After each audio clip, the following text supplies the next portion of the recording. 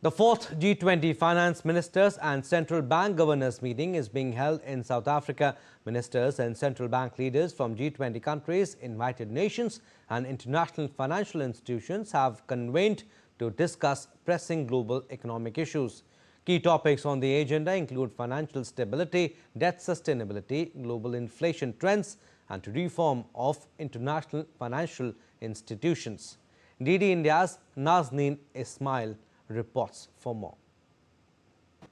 The fourth Finance Ministers and Central Bank Governors meeting is being held at Zimbali Estate in South Africa, with the Indian Ocean providing a striking backdrop as global leaders gather to discuss key economic challenges and opportunities. This province has the distinct honor and privilege to have been the home of Mahatma Gandhi for a large part of his day in South Africa that spanned 21 years, and namely from 1893 to 1914.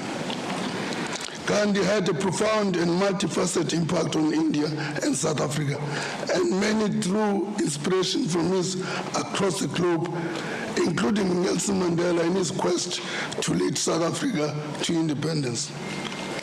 As leaders, there's a great deal that, as a collective, we can learn from both Gandhi and Mandela. We have often been revered as the fathers of their nation as we reflect on both the complexity and the promise of our shared global agenda. Amid global economic uncertainty, India's voice continues to rise with quiet confidence. I caught up with Chief Economic Advisor to the Government of India, Dr. Venkatraman Anantha Nageswaran, who's helping shape not just India's fiscal path, but conversations across the G20.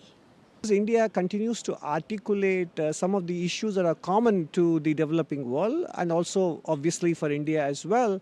One is how will we assimilate and integrate technology while creating jobs such as artificial intelligence, etc. I think the way in which global South countries can collaborate is to pool their human resources and look at creating R&D, because supply chain vulnerabilities arise from dependence on single sources, and obviously the answer to that is to do what today's dominant supply chain countries have done, which is to invest in technology, invest in R&D, invest in human resources.